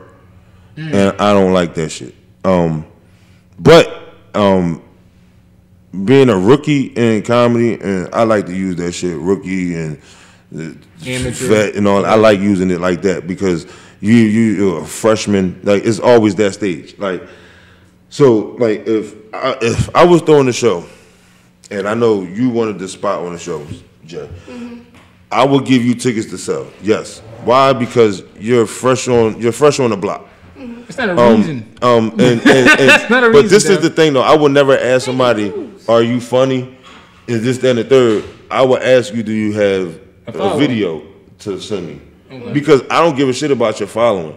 Because your following is not going to come to the show. Right. You know what I'm saying? So if you got a tape, 2% of them will. Yeah, you got some supporters that come out. But if you got 500 followers, they're not coming to the show. No, they're not. 6 of them will share it. But if you got a video that you can send me, I'm either going to laugh or I ain't. Like this is me. You gonna make me laugh, like or you're not. Hard to make laugh. So. I always say tickets is a year in the know. Now, Quan, you 4 years in. If somebody came up to you, man, this is to me because I'm 4 years in. Tickets. If somebody said, "Dell, let's sell these tickets, and this is how you getting paid to do this show," hell no, I'm good. Because in my mind, the venue, what you're doing, if you ask me, should already have its own like gravity to like all the people who want to be there. Like you already had good comedians up there. A promoter might do like a comedian promoter, like myself. Like if I were to book you, Naeem, and Mike, I will make sure y'all getting paid because y'all are in. 50, but if Jay came to me and like, "Yo, I'm trying to get on the show. You think I get on the show?" Sure, and I'll give you the guest spot. But if you want to get paid, I'll give you some tickets because you can also bring more people in. See, you know what I'm saying? Right. But you and my comedians already paid. I wouldn't do that to her. You know why? Because if I believe you, the fact that you even coming into that realm. Either I can tell you from the gate you ain't getting paid because you ain't got no credentials. I don't know if you're going to bomb or not. No, see, that's the thing. You can use that as a relationship building where so you came to my show, you took the feature, you took the guest spot. And I have other ones that are obviously consistent. You if know, you get well on that, you don't think next time I see you come and perform after you ask me, I ain't gonna just break you up? No, listen, the Quan, integrity of business. Quan, listen, bro. You gotta understand. You gotta understand. Listen, the key thing I said, if you want to get paid, that's the key word right there. When you first started in 2 years, did you ask to get paid, or you just wait to see what they gave you? I would. It's yeah, no. Because I used to just wait to see what they gave me. I never asked. If a motherfucker reached out to me like, yo, Dell, I'm trying to put you on the show, I would ask, is it a paid slot? I would just say yeah. So now it's the option, because if you asking me, can I book you for a show? Because at the end of the day, year one, if you decide to want to do this, you're your own brand now. Right. So somebody like, yo, can I book you for a show? That's giving you the option to say, is it a paid slot? Here's the rates. No, don't even see. When I got to a point I was comfortable, when somebody said something like that, I would immediately respond, yes, and these are my requirements. See, I ain't do that. Boom, boom, boom. And I got business cards. I jumped the gun. My 3rd year in, I was like, I'm getting business cards. I'm doing all that shit, because I don't believe y'all niggas. I believe that motherfuckers will give me what I think I deserve. 3rd year in is different. If you talking about your first 6 months to a year in, if I took it serious, I did the same thing. I'm not giving you no price rate on anything. Mm-hmm. If somebody asks me, yo, can I book you for a show? I'm going to say yes. Is it a paid slot? I give you an example. So they like, I got $50 for you. Cool, yeah, cool. But if they like even my lowest shit is, the lowest I ever took from a comedy show was $10. Yeah, $10. You wanted to try your shit. You wanted and to do this is the thing that I didn't even know I was getting that $10. When I got finished performing, and it was outside, it was like in a garden or some shit like that. Like it was I seen it on the joint, like it was basically an open mic type joint, right. And Stevie Jr. put me on that joint. Shout out Stevie Jr. He was a motherfucker that showed me a lot of the open mic roles in this game, but he hit me up and was like, yeah, it's this comedy joint, it's this comedy showcase. It was like a fucking garden. Like, no bullshit. Like, we went down, it was people, it was vendors out there selling shit on tables and all that shit, but it was supposed to be all these comedians on this car and music guests. Like, 2 music guests showed up and 2 comedians showed up. And that was me and Stevie Jr. So when we went up there, we did our thing. Short bowl, play guitar and shit? Yeah. Okay. So I went up there, I did my thing, and a lot of shit I did was like, right off the top. This was like my first year. I was only like 8 months in comedy. I was doing a lot of shit off the top because I was in a fucking garden. So I just started going in on that type of shit, and people were like, but as soon as I got done, and boy came to me and was like, yo, man, Dell Gold, funny as hell. And he shook my hand, he put a $10 bill in my hand. And I'm like, damn, I didn't even know I was getting $10, but I know it's my first time ever getting paid. That's why I feel like the integrity of the art is what's important. Some people do comedy for money. Some people do comedy, like you said, for their friends, like that. Some motherfuckers do it, like me. I do it for the art. Like, you don't have to speak about money first. Just ask me, talk to me. If I fuck with you, you'll be surprised what I was say. Like, the first time I really worked with Dell outside the thing I set up, he had a roast battle out in Jersey. Mind you, I had no idea how far it was. I agreed to do it if I knew where the fuck it was even at. It was 2 hours deep in fucking Jersey, Dell. So me and my girl would hop in the car, we go. You could have rolled with me. I go in the first round, and the person I went against, he was like one of the founders, whatever. Smoked him. I ain't you said it was a roast? It was a roast battle. Yeah, that's kind of like what I do a little. That's like my strongest point out of all my comedy. Wow, okay. But anyway. Yeah, me too. I want to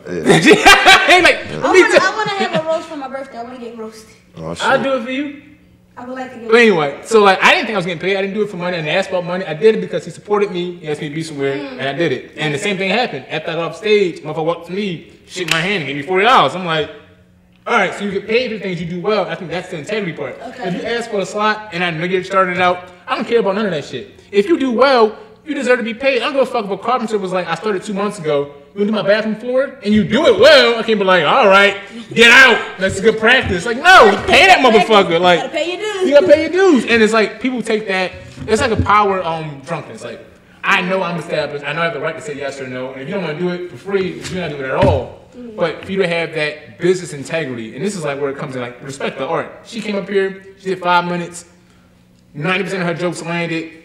Give her something. If you ain't got any money, get a free plate and a drink. Show respect to somebody putting themselves up. I know what you was talking about, Quan, the roast battle joint. Shout out Kobe Jack, because the promoter and the founder of that went to Kobe Jack and said, Kobe, I want to have Team Jersey versus Team Philly in a roast battle, and Kobe was like, Kobe Jack was like, I don't roast, but I know somebody that do, and he gave the bull my name. Did he really? Is that how we got out there? Yeah. And Bull hit me up, and he was like, yo, I'm trying to do a roast battle, Team Jersey versus Team Philly. Can you put together a team? Yeah. Sure. No problem. So, and honestly, and this is real talk, the first motherfucker I did call was you. Because I know how your sense of humor is, and the one thing with you, the facial expressions. Because when Bull, I will never forget, Bull said something, and you was just like, what? Like, and then you just killed his Vans. like no problem. Like it was easy, light work. And I was like, man, okay, Quan won this one. Yeah, so I heard the video. My girl recorded it. I can hear y'all was like, "Yeah, Quan won that joint." Yeah, no doubt about that. But yeah. So when the second shit that I was gonna say with the shows, when like you said, if you're not gonna get money, I agree with that. And do it for the art. Most likely, of course, always for the art, for the funny, for the people. At the shows, I feel like if you're not getting paid, if a motherfucker that's promoting the show not classy enough to offer you a plate or a drink, you shouldn't even talk to them. I shouldn't even. All right, so another situation I've been in. So this happens. It could happen. Not saying it's going to happen, but just tell me like a little bit of history. So you'll do like free features and stuff like that, free guest spots with the same people. Okay. Same motherfuckers, same promoters. Guest spots is always free, ladies and gentlemen. And then it's a guest spot. You're a guest. You're going to ask yourself this. How come they keep telling me about these places, invite me to these places, but I'm not on the fly, I'm not being booked, not being asked to actually like be presented as a talent on this. Yes. But you trust me enough to feature or a guest spot. So you have to trust yourself to be like, when can I speak up for myself and say, I want this or I'm not coming? Because I feel like now at this point, this is the fourth time, you're borrowing my energy. I'm not bombing, I'm just not getting respected. You know what I'm saying? And then you have to test the people you're building these relationships with to see they have your best interest by speaking on it and saying, all right, what's the rate for this? And in my experience, 90% of the time, they don't respond. They read that shit and they stop saying nothing to you. They stop inviting you. You say, hey, all right, I need 25 for 5 minutes, 50 for 10 minutes. And they'll read it and won't say nothing. My whole thing is now. Am I actually applying myself? Am I actually decent enough? Am I actually asking for something more that I deserve? In reality, you're not. It's just that people take what they can and give what they want. My first year in comedy, I'll do guest spots wherever I can get a fucking guest spot at. I will inbox you. I will be in your DMs. I wouldn't leave you the fuck alone until you answer me. Believe it or not, it's like a Kosh. That's cool. Kosh no, shit like that. But he's not that funny. Kosh will go in like real deep, like and. He's too smart. I'm just gonna leave that one alone. Yeah, too smart for me, I'm gonna say who I am and what I do, and just ask you, can I, and if it's okay, I'm gonna get the yes or no right there. And yeah, swing through. Be here early. Cool. I was there. That was year one. Now, I will give you 2 guest spots, maybe. Like shout out Marsley. I love Marsley. His fucking he's a comedian. He put together a great show down there in South Philly. Shout out. I did a guest spot there. Like, there's probably one more in me because I fucks with him heavy. That's it. Like, now it's up to him. He either gonna book me or he ain't. Yeah, that was a shout out right there, boy. but once you find yourself doing the work and you out there and you selling yourself and you respecting rooms and I don't like that term. It makes me cringe. It's like when I was talking to them earlier, it's like they said exploit and selling yourself. I don't like the way those like the energy in those words. You know what I'm saying? Like I'm not selling myself to shit. I'm presenting myself. Do you accept this? Is it valuable to you and how much? You're presenting yourself to sell Black Goat. I'm not selling shit. You are. I don't feel like that. That's what I'm saying. Like that term, it's weird to me because it's like my art. If anything, I go to 1,000 open mics in a year for free. Where's the sale? Yo, it's just me. I just want you to know. Like, so what point? However you make it and whatever you put it and twist it to be, at the end of the day, once you hit that stage and you get your Netflix special and you get that, you cut that check, and everybody out here like, yeah, the boy Black Goat funny as shit, boy the Black Goat. See, even the cadence of that example is like ugly to me. I'm like, nah, I don't want. Your name Black Goat? That's my alter ego for my rap name. Oh. You sold yourself. At that point, you sold yourself. When a motherfucker out here like the poor Black Goat said, you done sold yourself. You just so because motherfuckers been bored in. I made it. They bored in. That's selling yourself. So like I feel like selling yourself on that term would be more like selling your merch. Your merch is selling yourself because they're not buying your merch. Oh, that's you. It's me. So I feel like that's a different. Whatever you put on a hat or a shirt or a sweatshirt, it came from your brain. Me selling myself. It's me selling merch that has an impression of what you saw from me. So even then, I'm presenting myself to you and you're accepting it. I'm not selling myself to shit. And I feel like that's more like groveling or panhandling or, you know what I'm saying? Like no, panhandling. No, like more like it's panhandling. Like it's we're not like a coon terminology for me almost. You know what panhandling? Like that. Like what am I out here shucking and jiving for? If I got it and I can do it, I'm just gonna do it. Why am I coming outside like, hey, I'm? It's like, that's not even. What the fuck is? Why I gotta do that if I can just present myself? I think we done hit all corners with you in this joint right now. Like, I would think that when you leave this podcast, you like, yo, I learned a lot from these two niggas. Like, yeah, for sure, like, for sure. And I don't think it was nothing bad. No, I think it was all honest and all real about this game that you are about to enter. Well. One thing with me is I will always say if you got 16 motherfuckers that always support you and always liking your shit, or if you got that same 3 people that's always commenting on your shit, keep going. Make sure they always is the front lines of the motherfuckers that get the first notice of your show. Like if you gonna post a flyer on Instagram, directly. Post it to them, or send it to them first. Okay. And then post it on your gram. Nice. Yeah. Like because they be like, damn, she sent this joint to me and believe it before or not, she even put it on her stories. Closed mouths really don't get fed. Some of the people you don't think watching at all, they are. So just don't take that for granted. But like, yo, like you never know. Right. They ain't gonna like it, they ain't gonna tell you they saw it, but they're still like appreciating you. And don't let social media dictate how you like self-value your entertainment or how far you're going because it's an illusion. The real life interactions are way more valuable. When you funny as hell. I got 700 followers, but I know 20,000 people. Yo. Personally, I can see 20,000 different people in the city and be like, I know you. Well, you know funny me. As hell.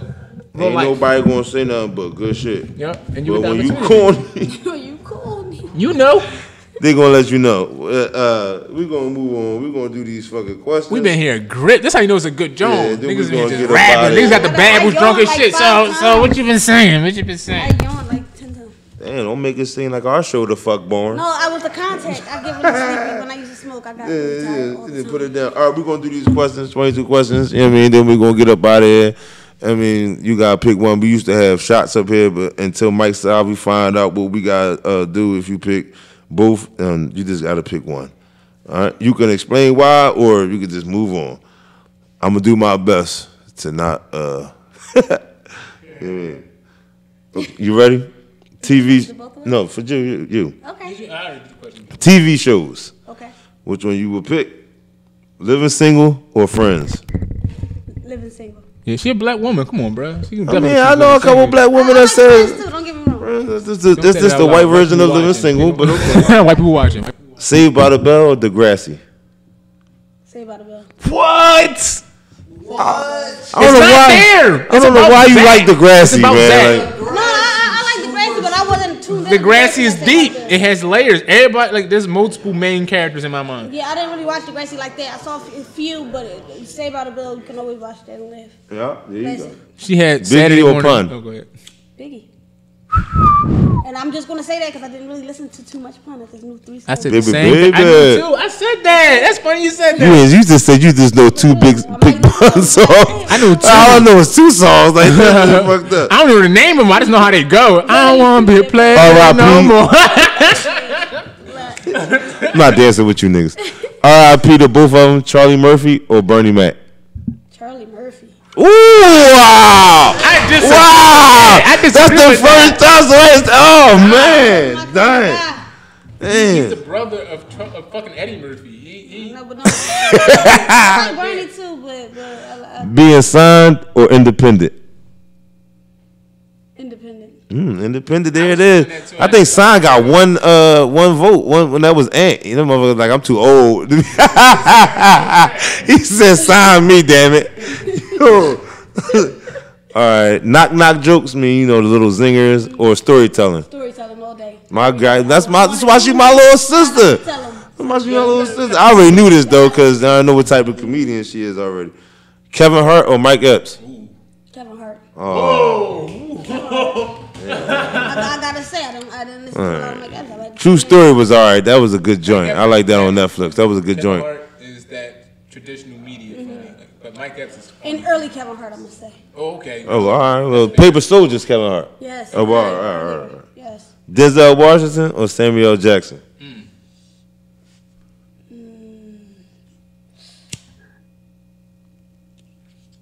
I'd rather watch Sam. There you go. These goddamn snakes on this goddamn It plane. was Coach Carter for me. That's why I I'd chose. rather watch. That's depth right there. That's gonna make All you right. feel. Only movies: The Rock or John Cena? The Rock. If you smell what The Rock is cooking. Only hooks. Only Drake or No pause for that. Y'all like that question. only hooks? Y'all pick and choose, huh? Y'all pick and choose. I'm gonna start saying only hooks to songs now, cause he done made that weird for me. Y'all do this. I'm making fun of y'all shit. Go ahead. Drake Go or ahead. Nate Dogg? Ooh, I gotta go with Drake because there's just more longevity there. Nate Dogg had his time. But he died. I think. Look, I'm gonna speak for Mike Salvi right now. I think he liked you up until just that question. Mike Salvi's a white man. That was good. Don't get me wrong. He's a white man. He died too soon. They don't make Drake hooks. had a long time, They don't make man. hooks. Weed or liquor? Liquor. Laka. Clearly, I ain't taking a puff of anything. Mary J. Blige or Queen Latifah? Mary J. Mary J. That's the pain. A That's hard fuck Who you no. calling a bitch? A hard fuck no. Mary J. Blige can't hold a candle to anybody who's actually. Wawa or State Farm? I mean Royal Farms. Wawa. Wawa with the free ATM.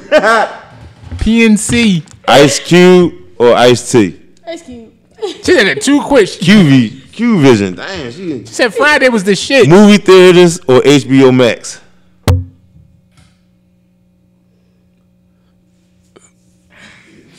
Why is this hard? Quarter ass. Huh? Movie theaters. I like the experience. Get out. Yeah, let me chill. Go by yourself. I'm telling you, movie theaters by yourself is lit. Vacation purposes: Miami or Vegas? Vegas. You better pick right. We want to be my little sister. Miami, 'cause There you go, Miami. Miami. 2 hours. She better pick right. She wasn't gonna be my little sister no more. She picks on fucking Vegas. Miami got the food. Jamie Foxx or Method Man all around careers. Too easy. Ooh, all around careers. I'm gonna go with Jamie because of the What? No, because I like him. I like the actor. I like funny. He's funny. Method Method Man funny. Method can play serious funny. Come How was on. funny, but it was how was funny. We're not to disrespect Jamie, but like when I Yeah. compare, Jamie Foxx can't rap. Method Man can do everything Jamie Foxx does. Jamie Foxx Sing, can't he rap. Can, Method Man can sing. I never heard him sing. I'm sure he can hit like an off-key Chance the Rapper type John. Jamie Foxx wanted to rap. I'm cool. This is a question for you right here. Oh boy, relationships or single? Even though I'm single right now, I really like relationships. But I like to have different relationships with different people. So now I think I'm poly. I'm about to say that because I'm you not- don't have to have I- sex with everybody. I Somebody might gotta be have poly different. because I just all my niggas think. New question alert. New question alert. Is there application? NFL or NBA? NFL for me. Oh, football girl, right on. I like that. I like that. Flash or Sonic? He want to get upset about Sonic. this. Yeah, you said I was gonna get that sound. Yeah.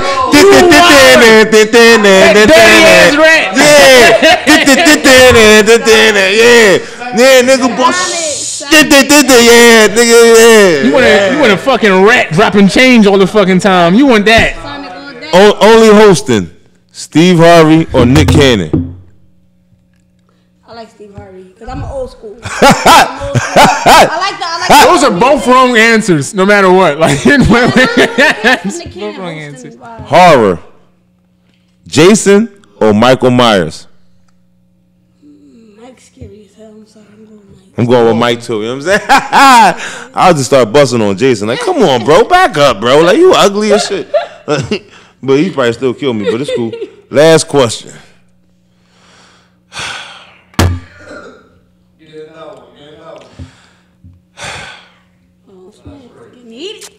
Iron Man or Batman? Look at his soul. Look at his soul. I'll punch you in your face if you say it wrong. That's the only thing. Because I don't know too much about Iron Man. I'm gonna just choose him, I guess. Yeah! Yeah! Yes! It was peer pressure. Yeah! This was a genuine. Yeah! She picked right my little sister. Fuck them. The little You like sister, Batman. bro. You know Bruce The little Wayne's name. sister's here, boy. She is the little sister for sure. All I gotta say is, Hey, Frank can't do that too because you're a female. Yeah. Yeah. Check me out. Check me out. I don't want to be here no more. I don't like it here. Yo. Tony fucking Starks. You know what I'm saying? Tony. It's fucking Tony. Ah, man. Woo, that was a good joint right there, boy. That's little sister for sure. And she's a keeper. You heard that, guys? I'm the keeper. All right, now. It's getting Now. pick me. No, I'm sorry. This is the part where we get up out of here. I usually tell people that tell them where they can find you at. Your name. You got any shows coming up? I'm new on the scene. Jayla Shay, look out for me. Follow me on Instagram. I just do hair. Make women so beautiful every day. I beautify. IBEAUTIFY, and that's it. You got a plug where they can find your salon? You want to plug your salon in there? Robin Dove Hair Studio. Follow us there too. Robin_Dove_hair_studio. I'm right there, right outside of Philly and Erdenheim. I know you guys never heard of that. Follow on the gram, y'all. Y'all know what it is, Jason. Let's say. All right, before we get out of here, Quan, you got anything coming up, good brother? Yeah, I got a couple of things coming up. But you're gonna see when I fucking post it. No, I'm sorry. Oh shit! Boy, they gonna shit. We just signed to ISC Productions and everything else that comes with that. Beautiful organization. So look forward to me being in a 12-episode series coming up called Ego, as well as a reenactment of a book called The Diaries of a Sex Addict, written by Portia, aka Thick Nubian Goddess, who's also been on the show. I'll be at local mics. Obviously, if you live in Philly, come fuck with me. I'm funny.